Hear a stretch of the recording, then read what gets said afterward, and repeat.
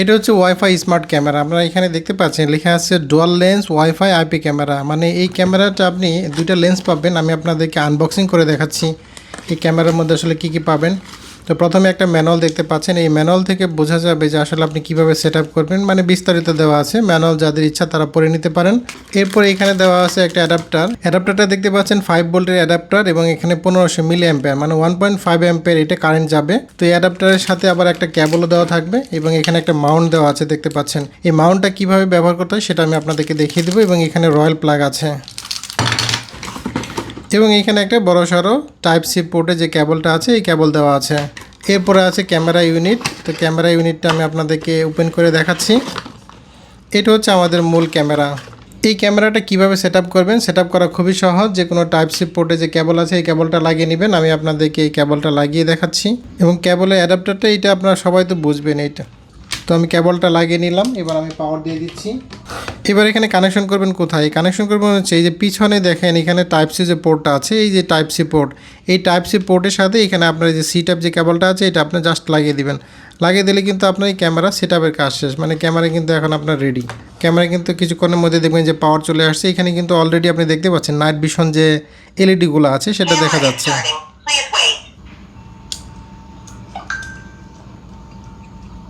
Bluetooth is ready.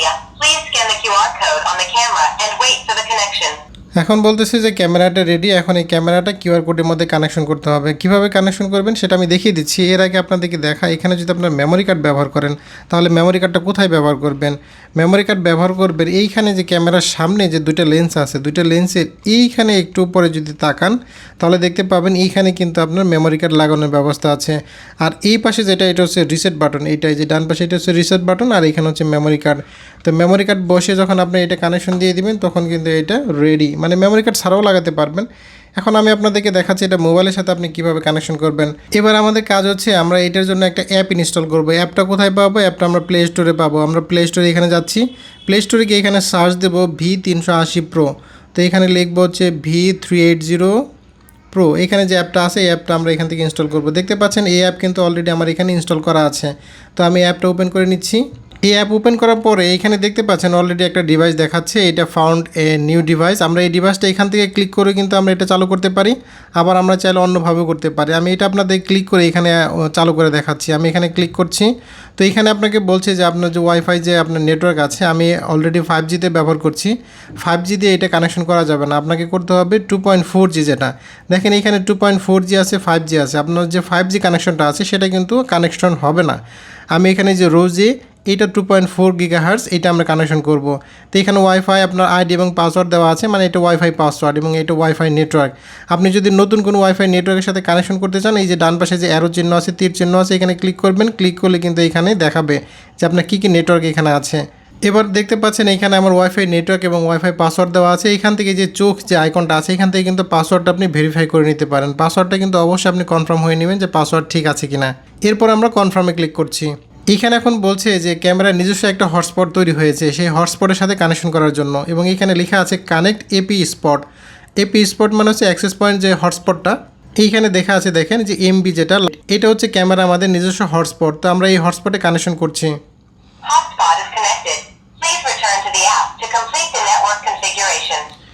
Camera থেকে বলছে যে হটস্পটের সাথে কানেকশন হয়ে গেছে, আপনারা অ্যাপে ফিরে যান। অ্যাপে এখন চলে যাচ্ছি। এখন দেখেন এখানে লেখা আসছে ডিভাইস কানেক্টিং, ডিভাইসের সাথে কানেক্ট হওয়া শুরু হয়েছে। যদি আপনার ওয়াইফাই পাসওয়ার্ড দেওয়া থাকে ঠিকঠাক মতো তাহলে কিন্তু অটোমেটিক এইভাবে কানেকশন হয়ে যাবে। Activating device. তো বুঝতে পারলেন আমাদের কিন্তু কোনো কিউআর কোড প্রয়োজন হলো না। এখানে কিন্তু কিউআর কোডের মাধ্যমে স্ক্যান করে, যেটা আপনার যেখানে পিছনে কিউআর কোড থাকে এই কিউআর কোড স্ক্যান করে কিন্তু এটা সেট আপ করা যায়। তো আমাদের কিউআর কোডে কিন্তু কোনো প্রয়োজন হয় নাই। এখন আমাদের অলরেডি সেট আপ হয়ে গেছে। এখানে ভিউ ডিভাইস যে অপশনটা আছে, আমরা ভিউ ডিভাইসে যাচ্ছি। দেখতে পাচ্ছেন আমাদের ক্যামেরাটা কিন্তু অলরেডি চালু হয়ে গেছে। এই ক্যামেরা এখানে উপর একটা লেন্স, নিচে একটা লেন্স। ক্যামেরার একটা বিষয় আমি প্রায় সময় আসলে বলতে ভুলে যাই, ক্যামেরা কিন্তু জুম করা যায়। আমরা যদি এখানে দেখেন এই যে জুম করতে পারতেছি, এখানে আপনার প্রেস করলে যে জুম হয়ে যাবে, 10x পর্যন্ত জুম করা যাবে। দুইটা ক্যামেরায় কিন্তু জুম করা যাবে। আচ্ছা, এখন আমি যে কথাগুলো বলতেছি এবং এই ক্যামেরার সামনে যে কথা সেটা আপনি শুনবেন কিভাবে, সেটা শোনার জন্য এই যে এখানে স্পিক যে অপশনটা আছে এটা চাপ দিলে কিন্তু ক্যামেরার সামনে সকল রেকর্ডিং চলে আসবে। তো আমি এটা অফ করে দিচ্ছি এখন। এইচডি এবং এইচডি, মানে এইচডি যদি রাখেন তাহলে কিন্তু একটু লো কোয়ালিটি হবে, আর এইচডি হচ্ছে একটু কোয়ালিটি ভালো থাকবে। ক্যামেরা যদি আপনার উল্টা হয়ে যায় তাহলে কি করবেন, এই যে এখানে মোর যে অপশনটা আছে, মোর অপশনে যাবেন, এখানে ইনভার্সন যে অপশনটা আছে ইনভার্সনে ক্লিক করবেন, তাহলে কিন্তু ক্যামেরা আবার অপোজিট হয়ে যাবে। তো আমার ক্যামেরাটা ঠিক আছে, এই জন্য আমি আর ইনভার্সন করছি না। তো আমরা এখান থেকে ব্যাক করছি। আচ্ছা, ক্যামেরাতে আপনার যখন সেটিং করবেন, সেটিং করার পরে এইখানে একটা সেটিং অপশন আছে, এই সেটিং অপশনে যাবেন। সেটিং অপশনে গিয়ে আপনারা একটা পাসওয়ার্ড সেট করে নেবেন। এই যে এখানে পাসওয়ার্ড দেখতে পাচ্ছেন, এই পাসওয়ার্ড এখানে যাবেন, এইখানে আপনার চেঞ্জ ডিভাইস পাসওয়ার্ড দিবেন, এখানে একটা ইউজার নেম দিবেন এবং এখানে একটা পাসওয়ার্ড দিবেন, মানে পাসওয়ার্ডটা এখানে ভেরিফাই করবেন। এই পাসওয়ার্ডটা দিলে কি হবে, আপনি যখন আরেকটা ডিভাইসের সাথে কানেক্ট করতে যাবেন তখন আর ঝামেলা করবে না। আচ্ছা, আমরা এখান থেকে ব্যাক করছি, ব্যাক করে আমরা আরেকটু ব্যাক করছি। ক্যামেরা কী কী ইন্টারফেস আছে সেটা আপনাদের সাথে আসলে পরিচয় করে দিচ্ছি। তো ক্যামেরা এইখানে যখন আমরা স্ক্রিনে যখন টাচ করব তখন এখানে কিন্তু অনেকগুলো অপশন দেখতে পাবেন। এইখানে কিন্তু এই যে মাল্টিপল আপনার আছে, মানে কিভাবে আপনি এই ডিভাইসটা দেখতে চান, কিভাবে এটা কন্ট্রোল করবেন। এখানে কিন্তু এই যে আপনি এইভাবেও কন্ট্রোল করতে পারেন।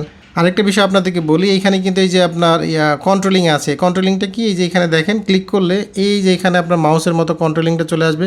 এটা ডানে বায়ে ক্লিক করলে যেটা ডানে বায়ে ঘুরে যাবে। এখানে কিন্তু ক্যামেরা একটা ফিক্সড থাকবে আর একটা হচ্ছে আপনার রোটেট হবে। আপনাদেরকে দেখাচ্ছি কোনটা ফিক্সড থাকবে। এই যে নিচে যে লেন্সটা আছে এটা ফিক্সড থাকবে, আর উপরে যে লেন্সটা আছে এটা কিন্তু রোটেট হবে। আচ্ছা, আমরা এখানে কন্ট্রোলিং থেকে কিন্তু উপরে নিচে ডানে বায়ে সবই করতে পারছি। এখানে কিন্তু উপরে নিচে ডানে বায়ে সব কিছু করা যাবে। তো আমরা এখান থেকে ব্যাক করছি। এবার এখানে আরেকটা কন্ট্রোলিং আছে, এটা হচ্ছে এই যে লাইটিং অপশন। দেখতে পাচ্ছেন, আপনি ইচ্ছা করলে কিন্তু লাইট চালু করতে পারেন, লাইট বন্ধ করতে পারেন। লাইটটা আমি চালু করে দিচ্ছি। ক্যামেরায় কিন্তু যে লাইট আছে লাইট কিন্তু চালু হয়ে গেছে। এই যে ক্যামেরার লাইট চালু হয়ে গেছে। আবার আপনি এখান থেকে ইচ্ছা করলে অফ করে দিতে পারেন। আবার এটা অটো করে দিতে পারেন, মানে অটোতে দিয়ে রাখলে তাহলে এটা অটোমেটিক লাইট যদি দরকার হয় তাহলে চালু হবে, লাইট দরকার না থাকলে বন্ধ থাকবে। আর এইখানে আরেকটা অপশন আছে অ্যালার্ম। এই অ্যালার্মটা আপনি চালু করে রাখলে You are under surveillance. Caution, you are under surveillance. এইভাবে অ্যালার্ম বাজবে, মানে ক্যামেরার সামনে যদি কোনো ধরনের কেউ চলে আসে তাহলে অ্যালার্ম বাজবে। আচ্ছা, এখানে আর কি অপশন আছে, এখান থেকে আপনার এই যে উপরে যেটা আছে এটা হচ্ছে স্ন্যাপশট নেওয়া যাবে, মানে হচ্ছে আপনি মেমোরিতে সেভ করতে পারবেন। আমি এটা খাড়া করে দিচ্ছি তাহলে বুঝতে সুবিধা হবে। এরপর আপনি যদি মোবাইল থেকে কথা বলতে চান, মানে আপনি ফোনে থেকে আপনি যেখানেই আসেন ফোনে থেকে কথা ক্যামেরার সামনে যারা আছে তাদেরকে পাঠাতে চান, এটা চাপ দিয়ে ধরে রাখতে হবে। এটা চাপ দিয়ে ধরে রেখে যদি কথা বলেন তাহলে ক্যামেরার অপোজিটে যারা আছে, ক্যামেরার সামনে যারা আছে তারা শুনতে পাবে। এবার আপনি যদি রেকর্ডিং করতে চান তাহলে কিন্তু এই যেখানে রেকর্ডিং অপশন আছে এখানে ক্লিক করবেন, আপনার ফোনে সেভ হবে। এখন কিন্তু কোনো মেমোরি কার্ডের দরকার হবে না, মানে আপনার ফোনে সেভ হবে, মেমোরিতে তো হবেই যদি মেমোরি লাগানো থাকে। আচ্ছা, আমরা এই রেকর্ডিংটা বন্ধ করে দিচ্ছি। এরপরে আপনার এখানে আরও কিছু অপশন আছে, ইভেন্টস, এটা আসলে এআই ইনসাইট, এটা দরকার নেই আমাদের। এই প্লেব্যাক থেকে কি করবেন, প্লেব্যাকটা হচ্ছে আপনি যদি এখানে মেমোরি কার্ড লাগান তাহলে এই প্লেব্যাক থেকে আপনি দেখতে পারবেন টেনে টেনে পিছনে কী কী রেকর্ড হয়েছে। আপনি এখানে টাইমলাইন দেখতে পারবেন, ইভেন্ট দেখতে পারবেন, মানে এখানে যদি মেমোরি কার্ড থাকে তাহলে কিন্তু এই অপশনটা শো করবে। আমি মেমোরি কার্ড লাগাই নেই এই জন্য দেখা যাচ্ছে না।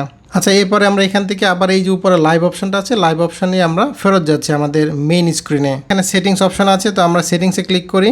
সেটিংস ক্লিক করলে এখানে অনেক ধরনের অপশন পাবেন। এখানে নেটওয়ার্ক আপনার চেঞ্জ করতে পারবেন, এখান থেকে পাসওয়ার্ড চেঞ্জ করতে পারবেন, এখান থেকে ডিভাইস টাইম আপনি সেট করে দিতে পারবেন, এখানে অ্যালার্ম সেটিংটা আপনি করে দিতে পারবেন। এরপরে রেকর্ডিং সেটিং করে দিতে পারবেন যে আপনি এটা রেকর্ডিংটা কীভাবে হবে, কন্টিনিউয়াস রেকর্ডিং হবে নাকি ইভেন্ট রেকর্ডিং হবে, অডিও রেকর্ড হবে কি না। এখানে লাইট সেটিং করতে পারবেন, লাইট চালু থাকবে না বন্ধ থাকবে, লাইটকে অটোমেটিক আপনি চালু করবেন কি না। এখানে পিটিজেড স্পিড সেটিং, মানে ক্যামেরাটা যখন ঘুরে এইটা ক্যামেরা কিন্তু যে মোশনে ঘুরে যতটুকু স্পিডে ঘুরে আপনি স্পিড বাড়াতে চান কি না সেটা কিন্তু এখান থেকে করতে পারবেন। এই যে এখানে স্পিডের কিন্তু অপশন দেওয়া আছে, আপনি যদি হাই স্পিড চান তাহলে এখানে প্লাস আইকন দিয়ে আপনি বাড়িয়ে নিতে পারেন।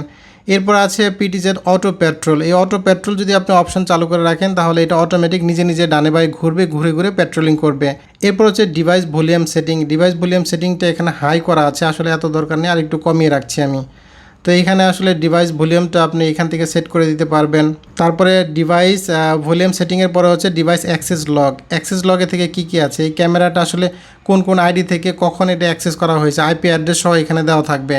এরপর হচ্ছে এখানে অ্যাডভান্স সেটিং। অ্যাডভান্স সেটিংসে কী আছে আপনাদেরকে দেখায়। এখানে দেখতে পাচ্ছেন ডিভাইস ভয়েস প্রম্পট, মানে ডিভাইসের যে ভয়েস আছে সেটা আপনি শুনতে চান কি চান না সেটা আপনি এখানে যদি ডিসেবল করে দেন তাহলে কিন্তু কোনো ধরনের ভয়েস শুনতে পাবেন না, আর এটা অ্যানাবল করে দিলে আপনি শুনতে পাবেন।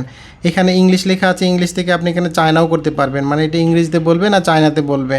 এরপর আপনি ক্যামেরাটা কিন্তু এখান থেকে আবার রিস্টার্ট করতে পারেন। রিবোট ক্যামেরা মানে হচ্ছে রিস্টার্ট ক্যামেরা, আর এখানে হচ্ছে রিসেট ক্যামেরা। আপনি যদি ক্যামেরা রিসেট করতে চান, আইডি পাসওয়ার্ড চেঞ্জ করে নতুন করে সেট করতে চান, তাহলে এখানে আপনি রিসেট ক্যামেরা দিয়ে দিবেন। আচ্ছা, আরেকটা বিষয় হচ্ছে প্রথমবার যখন আপনি এই ক্যামেরাটা সেট আপ করতে যাবেন, আপনারা এখান থেকে রিসেট করে নেবেন। এই যে এখানে যে রিসেট অপশনটা আছে, রিসেট বাটনটা আছে, এটা চাপ দিয়ে ধরে রাখবেন, তাহলে কিন্তু ক্যামেরা রিসেট হয়ে যাবে।